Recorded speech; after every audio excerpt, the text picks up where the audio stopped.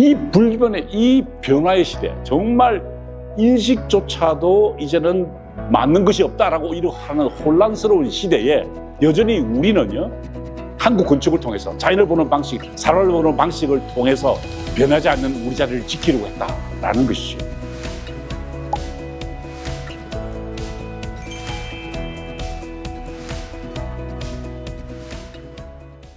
한번 시작을 해보겠습니다. 주제는요, 변화의 시대, 불변의 법칙이라는 주제입니다. 이게 어딘지 아십니까? 종묘입니다. 세계적인 건축가 프랭크 게리가 이곳에 와서 건축과 자연과 인간이 조화될 수 있는 곳, 한 곳을 선택하라면 나는 이곳을 선택하겠다라고 말한 것입니다. 보통 사람이 아니고요. 프랭크 게리라는 너무나 유명한 구겐하임 미술관을 지었던 그분께서 건축과 자연과 인간의 조화를 발견했다라고 했던 건물입니다. 도대체 이게 무슨 의미일까요? 그것에 대해서 한번 생각을 해보고자 합니다. 저는 이런 사람인데요. 앞으로 저를 소개하실 때 좀 바꿔주시기 바랍니다.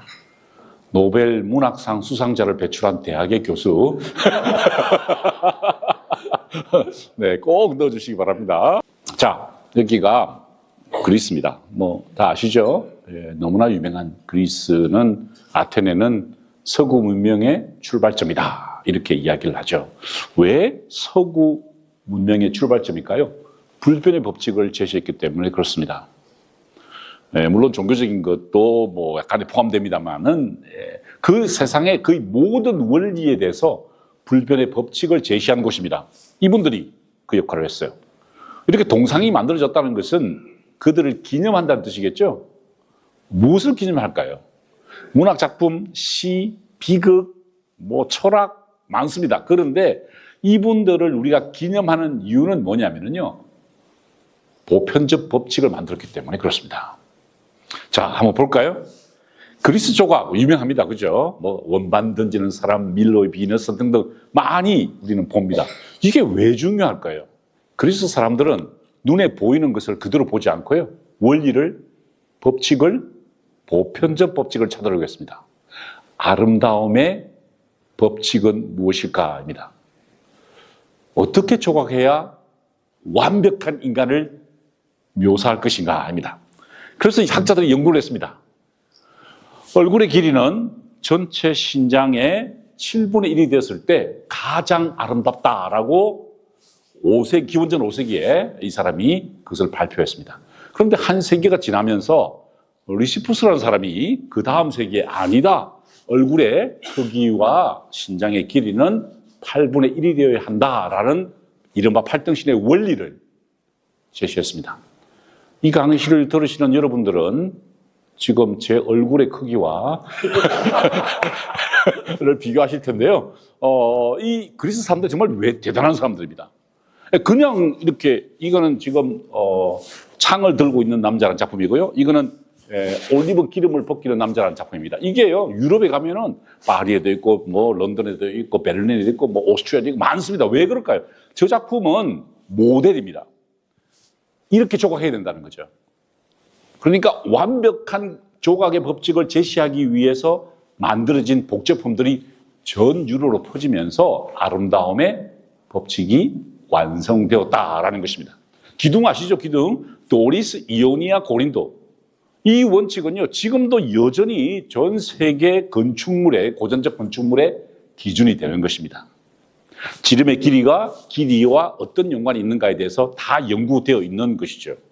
심지어 이상적 건물을 제시하기 위해서 기둥의 원칙도 세웠습니다. 앞면의 기둥의 숫자는요, 옆면에 곱하기 2 플러스 1입니다. 그러면 앞면에 6개면 옆면에 몇 개일까요? 13개입니다. 그죠? 7개면 15개. 이렇게 되는 겁니다.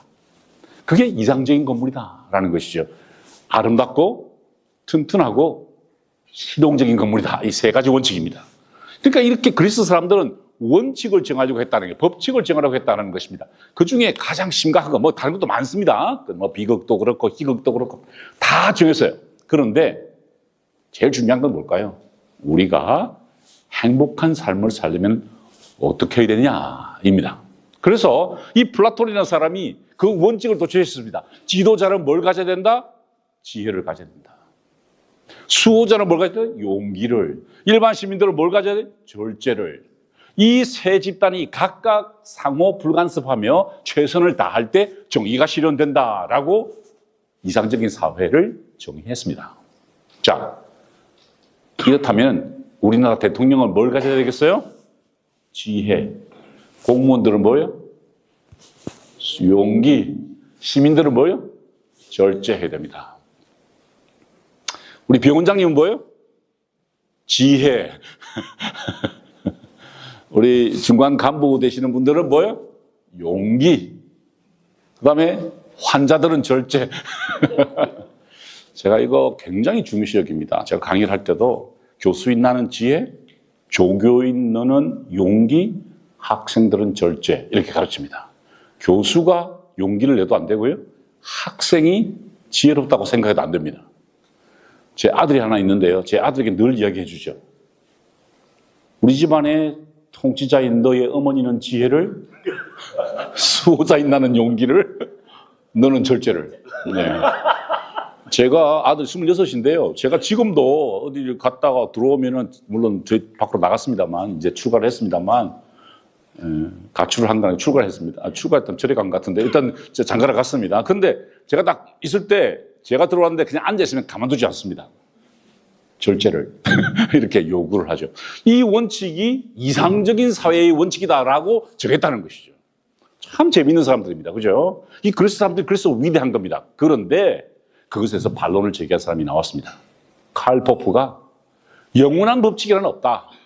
플라톤이 이야기했던 이상국가 행복론도 잘못된 것이다 라고 주장하면서 그 이론이 번복되었다. 전복되었다라는 것, 폐기되었다라는 것입니다. 물론 그 효용성이 남아있지만 많은 사람이 도전하는 것입니다. 이 사람이 뭐라고 그랬냐면은, 그러면은 일반 시민들에게 절제를 강요하면 그 사람들이 성장할 기회가 없지 않냐? 라고 하면서 폐쇄된 사회를 만든다라고 새롭게 정의했다라는 것이죠. 제가 지금 어떤 말씀을 드리느냐면요. 보편적 법칙이라고 정했지만, 불변의 법칙이라고 정했지만, 이것도 보편적이지 않다라는 것을 말씀드립니다. 자, 그렇다면 사회적 구성도 그렇다면 인식의 보편성은 존재할까요? 우리가 생각한다는 것의 보편적 법칙은 무엇입니까? 그것을 고민했던 사람이 바로 데카르트입니다. 이 데카르트는요, 이 고민이 됐어요. 어떤 고민이 됐냐면 이 사람이 젊었을 때 전쟁이 터져버렸습니다. 30년 전쟁이라고 그래요. 30년 전쟁은 왜 생겼냐? 간단하게 말씀드리면 물론 여러 가지 변수가 있습니다만 가톨릭과 개신교가 서로 싸웠던 거예요. 이제 뭐 유럽에서 큰 전쟁이 벌어졌습니다. 그게 30년 전쟁이라고 그러죠. 그런데 그 전쟁을 관찰하면서 이 데카르트는 가톨릭 군대에 들어갔다가 개신교 군대에 들어갔어요. 왜냐하면 이 사람은 싸우러 간 게 아니고 왜 자신의 행동이 정당하다고 판단하느냐에 대해서 알아보기 위해서였습니다. 아니, 가톨릭 교회 군대에 들어가가지고 개신교하고 싸워보는 거예요. 그러면서 왜 내가 이 행동을 하는데 저 사람들은 이게 맞다고 생각할까? 왜 다르냐 이거예요.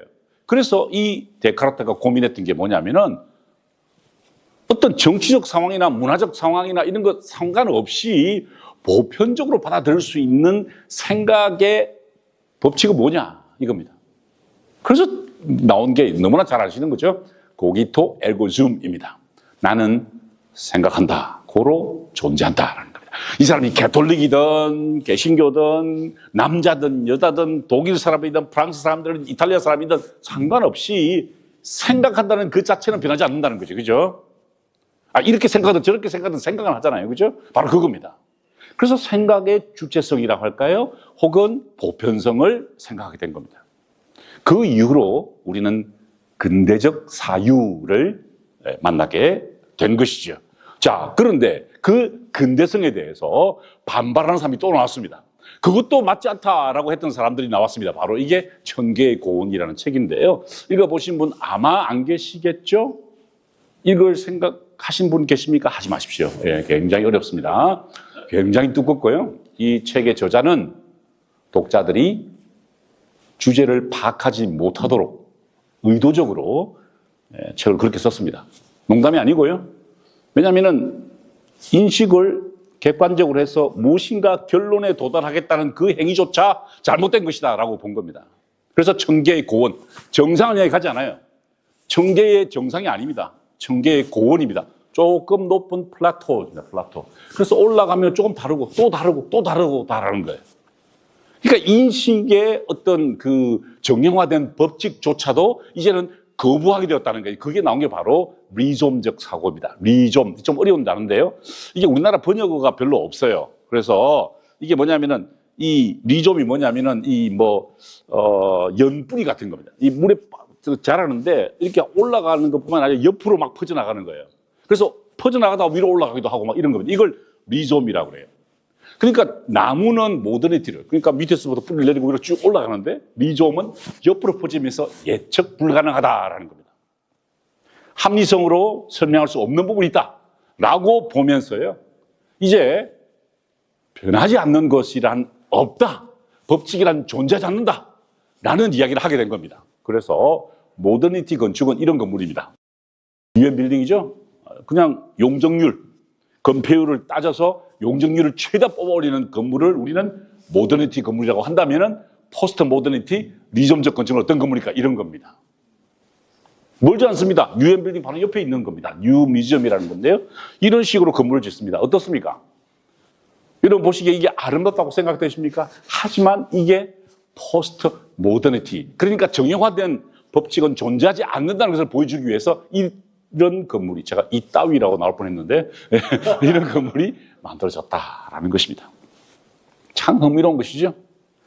변하지 않는다, 불변의 법칙, 이런 이야기를 할 때 우리가 단순하게 요즘 IT 세상에 왔다, 인공지능 그런 이야기를 하는 게 아니라 저는 근본적인 이야기를 여러분에게 한번 해드리고 싶다라는 것입니다. 자, 그래서 이런 차이가 생겼습니다. 자, 그렇다면 우리는 어떻게 살아야 되는 걸까요? 행복한 사회를 만들기 위한 노력이라든지 사유라든지 혹은 건축물조차도 이제는 보편적인 것이 존재하지 않는다. 변화의 시대에 우리가 살고 있다. 변화라기보다 또 바르다고 믿을 수 없는 것 속에 우리는 살고 있다라는 거라고 할 수 있겠죠. 무엇이 바르고 무엇이 바르지 않는가에 대한 기준조차도 허물어지고 있는 세상에 우리가 살고 있다라는 것입니다. 자, 그런데 그렇다면 우리는 도대체 이 정말 혼란스럽고 예측 불가능하고 이렇게 아름답지 않은 건물을 아름답게 보아야 하는 이 강박관념섬 속에서 무엇을 우리는 바라봐야 될까 이겁니다. 저는 여러분께 우리가 비록 행복한 사회라든지 인식조차도 우리가 법칙으로 제시할 수 없지만 세상이 변해서, 하지만 저는 본다는 사실, 그것만은 변하지 않는다. 저는 그렇게 생각을 합니다. 그림을 주체와 객체 혹은 근대와 리좀, 남성과 여성, 보수와 진보를 나눈다 하더라도 우리가 서로를 바라본다는 것은 같다라는 생각을 요즘 하고 있어요. 그래서 제가 요즘 생각하고 있는 것은 도대체 우리가 본다는 것은 무엇인가? 한국인이 본다는 것은 무엇을 의미하는가? 인공지능한테 한국인의 평균적 얼굴을 그려봤더니 이렇게 나왔습니다. 누구 얼굴 같아요? 비 얼굴 같지 않습니까? 예, 약간 그런, 이게 인공지능이 그린 한국인의 얼굴입니다. 여성을 한번 볼까요? 이렇게 생겼습니다. 여러분하고 얼굴이 사뭇 다르네요. 예. 이렇게 인공지능이 그렸어요. 그런데 제가 여러분께 저 눈을 한번 보자는 거예요. 눈. 한국 사람은 뭐가 다르냐는 겁니다. 이거 되게 심각한 문제입니다. 올해 IMF가 세계 소프트 파워 지수를 발표했는데요. 어느 나라가 1등인 것 같습니까? 한국입니다. 별로 놀라지 않으시는데 여러분은 IMF를 고통스럽게 기억하시지만 창조적 기운 혹은 소프트 파워, 제가 그 논문을 읽어봤어요. 굉장히 두꺼워요. 온갖 수리가 다 나옵니다. 근데 한국이 세계 소프트 파워 1등이에요. 도대체 이 한국 사람들이 뭘 가지고 있냐라는 것을 한번 생각해 보지 않을 수 없다라는 겁니다. 한국인이 바라보는 시선, 제가 지금 한강이라든지 BTS라든지 오징어 게임이라든지 이런 얘기 하지 않겠습니다. 물론 제가 하고 싶은 이야기는 뉴진스인데요. 참겠습니다. 물론 참겠어요. 참겠지만 한국인은 무엇인가 다르다는 생각. 이 변화의 시대에 뭔가 다른 생각을 할 수 있는 가능성이 있지 않느냐는 생각을 하게 되었습니다. 그래서 이 정선의 그림을 보면서 야, 도대체 우리 것이란 무엇일까? 우리가 바라본다는 것은 무엇을 의미하는 것일까에 대해서 생각을 해보았습니다. 자, 여러분, 한국은 다릅니다. 한국은요, 아까 건축 잠시 나왔습니다만 초가 삼간을 이상형으로 간주합니다. 무슨 말인지 모르시죠, 여러분? 젊으시면 특히 이해할 수 없어요. 아니, 이렇게 초가로 된 집이 뭐가 이상적으로. 한번 볼까요? 노래가 있습니다. 달아 밝은 달아 이태백이 놀던 달아 옥토끼로 찍어내어 금도끼로 다듬어 초가 삼간 집을 짓고 양친부모 모시다가 사는 게 우리의 꿈이었다는 겁니다. 보십시오. 옥토끼를 제가 옥토끼 찾느라고 유튜브를 다 인터넷에 엄청 뒤졌어요. 저거 찾아서. 옥토끼 엄청 비싼 거예요. 그죠? 금도끼 더 비싸요. 없어가지고 제가 이게 겨우 찾았어. 엄청 부자란 말이에요. 옥토끼와 금도끼를 가지면. 그런데 그 사람의 꿈이 뭐예요? 초가 3간입니다. 3칸. 한 칸, 두 칸, 세 칸이에요. 왜 이러는 걸까요? 에이, 동료니까 그렇죠, 교수님. 과연 그럴까요? 면왕 송수 선생 한번 보실까요? 이분은요, 중앙정치를 휘저지다가 낙향하셨어요. 담양으로. 그리고 면앙정이라는 곳을 지었어요. 면앙정. 가보신 분 계십니까? 이야, 멋진 곳입니다. 조금 사진이 나올 텐데요. 이렇게 하셨어요.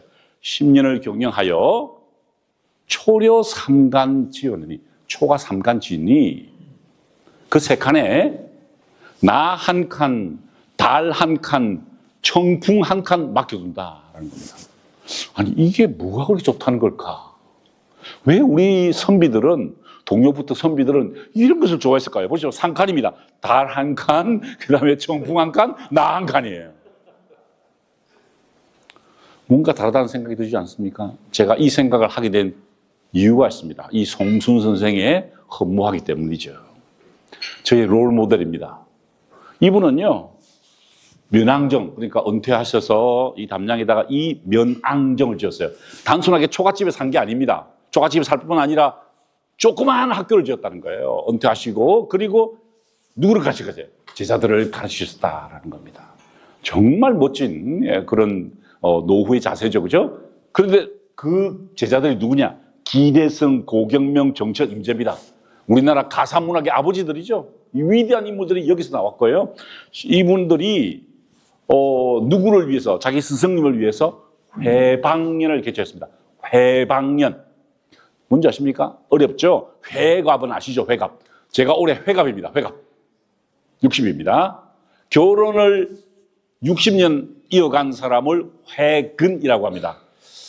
그게 좋은 건지 안 좋은 건지 저도 잘 모르겠습니다만, 회장님 올해 몇 년 결혼 몇 년? 결혼 50년. 50년. 10년만 더 계시면 회근식을 하셔야 됩니다. 그렇죠? 그런데 회방은 뭐냐? 관리가 된 거예요. 그러니까 고시죠, 고시. 급제, 자원급제한 지 60년이 되는 때입니다. 그러면 나이가 몇 살일까? 보통 20살이면 해도 벌써 뭐 80이잖아요. 그죠? 굉장히 드문 그런 케이스입니다. 조선 역사상 몇 명 없었습니다. 이 회방년이 벌어졌고요. 그 선생님을 어떻게 양반인 제자들이 지고 갔습니다. 그래서 이 송승 선생께서 이 면왕정에서 양반들이 매는 가마를 탔으니 임금님도 부럽지 않구나. 제 꿈이 있습니다. 연세대학교 캠퍼스를 가마를 메고 타고 다니는 제자들이 딱 태워주는, 노벨 문학상 수상자가 태워주는 그런 생각을 하고 있죠. 참 멋진 그런 장면입니다. 바로 이곳이 면왕정입니다. 우리는 다르다는 이야기를 하는 겁니다. 우리는 바라보는 것이 다르다는 것이죠. 제가 왜 이런 생각을 하게 됐을까요? 저는 여러분이 잘 아시다시피 서양적인 것을 가르쳐 왔습니다. 그죠? 제가 가르친 커리큘럼을 한번 볼까요? 요겁니다. 와, 이게 제가 지난 8년 동안 가르친 커리큘럼입니다. 480명의 CEO들 등등을 함께, 여기 병원 쪽에 계신 분들도 꽤 많이 계십니다. 정성애 박사님, 그 다음에 등등 굉장히 많은 분들이 계신데요. 이 공부를 했습니다. 전부 서양입니다. 에드가 스노우의 못했던 걸 빼놓고 다 서양적인 것을 제가 공부를 했습니다. 이게 올해 초에 마감되었습니다. 지난 8년 동안 엄청난 노력을 해서 이 내용들을 다 읽고 강의를 했습니다. 그리고 제가 60이 되었어요. 회갑이 지난 다음에 생각해 봤습니다. 도대체 나는 누구일까요? 내가 세상을 보는 방식은 무엇이 다를까? 이 서양 사람들과. 그러다 우연히 기회가 주어졌습니다. 제가 하는 일이, 요즘 하는 일이 삼성문화재단에 일을 하고 있습니다. 여기 리움이죠? 잘 아시는 곳입니다. 제가 여기, 제 사무실이 여기 있습니다. 이쪽 건물이 여기 있는데요. 내년이 삼성문화재단 설립 60주년입니다. 1965년에 설립되었고요. 아까 원장님 말씀하신 대로 진짜 700불, 800불 할 때입니다. 우리 집 소득이에요. 그때 만들어진 재단입니다. 엄청나죠? 그래서 내년에 제가 책을 이제 발간하기 위해서 지금 오늘도 회의를 열심히 하다가 왔는데요. 이 삼성문화재단의 60년사를 준비하면서 책을 하나 읽었습니다. 그 책이 바로 이 책입니다. 어떤 책이냐? 땅의 깨달음이라는 책입니다. 홍나희 여사께서 50억을 들여서 만든 한국 전통 건축 책입니다. 우리나라에서 시판되지 않았습니다. 전 세계의 대학과 대사관 등등에 배포된 것입니다. 우리나라를 알리기 위해서 아무 소문내지 않고 50억의 기금을 들여서 우리나라의 자연과 건축을 찍었는데요. 제가 이 책을 읽으면서 정말 충격과 내 자신이 누군가에 대해서, 우리 한국 사람들이 이 변하는 시대에도 변하지 않고 바라보는 방식이 있다는 것을 깨닫게 되었고요. 그것을 제가 여러분께 소개해 드리려고 합니다. 첫 배는 차경입니다. 우리나라 사람들은요, 저와 여러분들은, 아니 우리는 지금 너무나 빠른 급변하는 자본주의 혹은 민주주의의 속성 속에서 우리가 막 변화되어 가고 있지만, 한국 사람들은 자연과 건물과 사람을 보는 방식이 다릅니다. 첫째는 차경입니다. 뜻은 아시죠? 차 빌린다, 경치를 빌린다라는 뜻입니다. 송순 한 번 더 나왔습니다. 굽어보니 땅이요 우러러보니 하늘이라, 가운데 정자를 지으니 흥치호연하다. 바람과 달 불러들이고 초청하고 뜻입니다. 그러니까 차경하고 산천을 끌어들인다. 역시 차경이라는 뜻입니다. 우리 한국 사람들은 자연을 받아들이는 방식이 다르다라는 겁니다. 이것을 도입한 나라는 많습니다. 중국이 처음 개발했고요. 제일 많이 쓰는 곳은 일본입니다. 일본 건축물 보시면 다 이런 식으로 뭔가 자연을 안으로 끌어들이기 위해서 이 방식을 씁니다. 차경이죠. 일본 사람들이 좋아하는 방식이 뭘까요? 광경입니다. 광경. 차경 중에 한 방식입니다. 광경은 뭐냐면은 프레임 안에 넣는 겁니다. 이 안에다가 자연을 집어넣는 방식을 시도합니다. 억지스럽죠? 우리는 이거 좋아하지 않습니다. 심지어 대경의 원칙을 사용합니다. 대경은 저 뒤에 있는 나무와 앞에 있는 기둥을 비교시하는 그런 방식입니다. 거리감도 확인하고 뭔가 패턴을 유지하려고 하는 겁니다. 서양에서도 많이 사용됩니다. 서양에서도 대경의 원칙은 많이 사용되지만 우리는 이거 좋아하지 않습니다. 자, 앙차 있습니다. 앙차. 앙차는 뭐냐면은 구름을 보기 위해, 별을 보기 위해 담을 낮추어서 하늘을 바라보게 하는 기법입니다. 이걸 앙차라고 합니다. 이렇게 낮추는 방법도 있지만 억지로 이것을 막아서 의도적으로 보게 만드는 방식도 있습니다. 이게 바로 안도 다다오가 많이 쓰는 기법입니다. 안도 다다오의 건축을 보시면 이렇게 되어 있습니다. 제가 이거 확인하기 위해서 지난 추석 때 일본을 다녀왔습니다. 일본에 가서 시코쿠에 갔고요. 시코쿠에 그 나오시마에 가서 제가 다시 한 번 더, 여러 번 갔죠. 10번 갔는데, 처음에 갔을 때는 너무 좋았어요. 너무 신기한 거예요. 이런 앙차의 기법이. 보십시오. 여기 사람 끝에 보이죠? 이 계단을 올라가서 하늘을 팍 바라보고 이 인위적인 건물에서 처음에는 재밌었는데, 이제 10번 중 가니까 이게 뭔가 부자연스러워요. 뭔가 우리하고 맞지 않다는 생각이 들었습니다. 한국 사람들은 이거 좋아하지 않습니다. 심지어 보시는 것처럼 부차도 씁니다. 부차는 뭐냐? 밑을 보는 거예요, 밑을. 밑에 물이 떨어진다거나 계곡이 흘러갈 때 이렇게 되는 거예요. 제가 이거 이번에 일본에서 찍은 사진입니다. 보십시오. 밑을.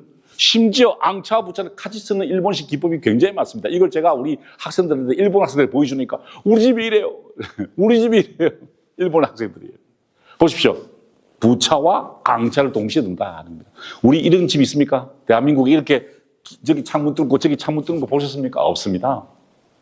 거의 없습니다. 그렇죠? 이거 우리한테는 맞지 않다라는 거죠. 억경이 있습니다. 억경은 뭐냐면은 아름다운 경치가 드러나기 전에 그것을 억누른다는 겁니다. 억경입니다. 이거 이화원이 중국의 이화원입니다.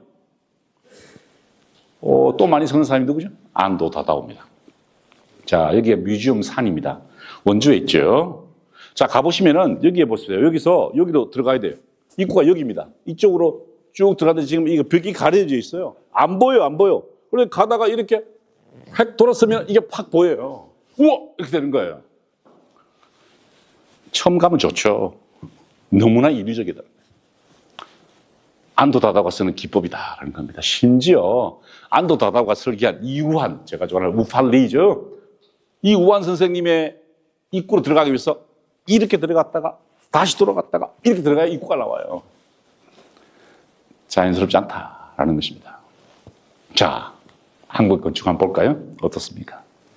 이게 소세원입니다. 정말 우리나라 별소정원의 가장 뛰어난 모델 중에 하나죠. 여기서 숨기는 것, 억누르는 것, 과장하는 것, 한 부만 보이는 것 하지 않는다는 겁니다. 우리는 그냥 있는 그대로 받아들이는 겁니다. 조작하지 않는다는 거예요. 가식적으로 행동하지 않는다는 겁니다. 제가 원장님 뵈니까 그런 생각이 들어요. 저분은 정말 자기 것을 그냥 그대로 드러내는 분이구나. 그럼 우리는 뭐가 됩니까? 신뢰가 생기는 거예요. 그죠? 자기를 그냥 드러내는 사람, 담담하게 드러내는 사람이 바로 한국의 자연을 있는 그대로. 그 자연은 무슨 뜻이죠? 있는 그대로입니다. 있는 그대로. 자, 그래서 우리는요, 보는 방식이 왜곡하거나 비교하거나 과장하거나 숨기지 않는다라는 것입니다. 이게 우리 한국 사람들의 아주 독특한 세상을 보는 방식이다라는 것이죠. 두 번째입니다. 내면이 중요합니다. 외면보다 내면이 중요하다라는 거죠. 자, 한번 볼까요? 이분 누군지 아십니까? 김홍남 박사님입니다. 서울대 출신이고 예일대학교에서 미술사로 우리나라 최초로 고대 미술사로 박사학위를 하신 분이고요. 우리 국립중앙박물관장을 하죠. 여성 최초죠. 제가 참 좋아하는 어른입니다. 이번에 제가 최순호 선생님 집에서 이분하고 대화를 하기 위해서 가서 찍은 겁니다. 제가 사실은 죄송하지만 우리 김홍남 박사님을 찍으려고 한 게 아니라 저 창호지를 찍으려는 겁니다. 동원되셨어요. 여러분, 창호지 우리 기억나죠? 네, 요즘 잘 안 보입니다만 우리나라 창호지 특징이 뭡니까? 보십시오. 먼저 종이가 있죠? 그 다음에 뭐가 있습니까? 나무가 있습니다. 일본 집은 어떨까요? 반대입니다. 일본 집은 나무가 먼저 있어요. 그리고 창호지가 있습니다. 왜 그럴까요? 밖에서 보는 게 좋게 돼. 자, 보시면 이게 더 멋있죠? 아우라가 은은하잖아요. 그죠? 밖에서 볼 때, 일본 사람들은 밖에서 저렇게 보려고 하는 거예요. 무슨 말이죠? 다른 사람이 보는 게 더 중요합니다. 한국 사람들은요, 우리는 안이 더 중요하기 때문에 안에서 이렇게 만들었다라는 것이죠. 내면이 중요하다는 것입니다. 이게 지금 일본 집에서 찍은 거예요. 보십시오. 안에 나무가 먼저 보인다라는 것이죠. 쌉스럽죠? 그죠? 은은한 창호지가 아니다는 거죠. 이게 한국 건축과 일본 건축의 확연히 다른 점이다라는 것입니다. 자, 그래서 안에서 밖으로 본다는 것은 내면이 중요하다는 것을 보여줍니다. 내 내면이 중요한 것이지 사람이 나를 어떻게 평가하고 이런 거에 대해서 그렇게 우리가 주의를 기울이지 않았다라는 것입니다. 자, 불교에서는요, 뒷산이 중요해요. 왜냐하면 본존불이 보통 산을 등지고 있기 때문에 그렇거든요. 하지만 우리 조선시대의 유학자들, 선비들은 뭐가 중요해서 앞산이 중요했습니다. 왜 그럴까요? 그 앞산을 우리 내면의 충족함을 위해서 바라봤기 때문에 그렇다라는 겁니다. 그래서 우리나라 사원들은 전부 다 산이 들어가 있습니다. 왜 그럴까요? 그 서원이 있는 앞산을 일합니다. 병산서원, 옥산서원, 도산서원 등등입니다. 왜? 우리가 자연을 그대로 받아들이고 내면을 가꾸고 이것이 우리의 덕목이기 때문에 그렇다라는 것입니다. 안에서 밖을 보는 내면을 더 중시했다라는 것을 우리는 알 수 있습니다. 세 번째가 뭘까요? 군자불기라. 이거 정말 그 막스 웨버가 잘못 해석한 부분입니다. 막스 웨버가 동양은 왜 이렇게 후진적일까라고 하면서 야, 이거 선비들은 이게 뭐 이렇게 손에 뭐 물건 손대 안 된다 이거예요. 불용이다 이렇게 해석해. 불기다 이렇게 해석해. 뭐 기계를 만지지 않는다 이 뜻이죠. 뭐 애헴한다 이겁니다. 근데 이게 잘못 해석된 겁니다. 군자불기라는 것은 그 그릇에 모든 것을 담지 않는다 이런 뜻입니다. 자, 이 그릇을 그냥 하나로 채워가지고 그냥 이걸로 않는다. 항상 비울 때 비우고 채울 때 채우는 다양한 변화를 상징하고 있다라는 거죠. 한국의 건축은 특히 사계절의 변화를 모두 수용하려고 합니다. 여러분, 우리 한국 건축 짓기 어렵습니다. 왜 그럴까요? 사계절이 있기 때문에 여름에는 너무 덥고 겨울에는 너무 추워요. 제가 부산에서 태어나서 자라가지고 올라왔는데 서울에 올라가다 죽는 줄 알았어요. 추워가지고. 너무너무 추운 거예요, 서울이. 왜 그렇게 그래서 보니까 서울 건축이 가보니까 희한해. 이게 미음자 건축이에요. 저 강북에 가보세요. 저 서촌에 가보면 다 집들이 이래요. 그죠?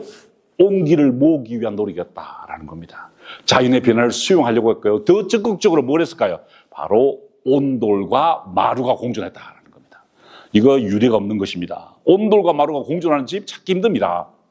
온돌 자체도 굉장히 특이한 구조죠. 거의 우리나라가 뭐 유일하고 외국도 있긴 있습니다. 근데 그 부분만 우리는 그냥 등 대고 누우면 전부 다 온돌의 기운이 느껴지죠. 그죠? 정말 다른 것입니다. 여름에는 마루로 가고 겨울에는 온돌로 가는 그런 구조가 만들어졌다라는 거죠. 초간정의 마루와 온돌입니다. 동시에 봄, 여름, 가을, 겨울을 다 안으려고 했던 우리 조상들의 지혜가 돋보인다라는 거죠. 그래서 아주 적극적인 수용을 이야기합니다. 이게 뭐 우리는 뭐 불기라고 했으니까 뭐 기계를 전혀 그렇지 않아. 그렇게 싸지면 뭐 이 아시아의 이 개발성을 어떻게 설명할 것입니까? 자, 네 번째입니다. 갑자기 이게 무슨 읽을 수 있는 분 계십니까? 금이불로 화이불치라. 이거 유명합니다. 요거 외우시는 게 좋습니다. 요거 약간 어려운 말이지만 금소하지만 누추하지 않고 화려하지만 사치스럽지 않다 이 뜻입니다. 다시 해볼까요? 금이불로요 화이불치라. 이게 한국의 특징입니다. 우리는 금소하지만 누추한 데 살고 싶지 않고요. 소박하게 살지만 아주 화려하게 살지만 사치하지 않는다 이 뜻입니다. 자, 그래서 이렇게 말합니다. 이거 원래 고려시대는 이렇게 엄청난 불화가 있었다. 화려했다는 거예요. 그런데 조선의 성리학이 들어오면서 이게 약간 금소해졌다 뭐 이랬습니다.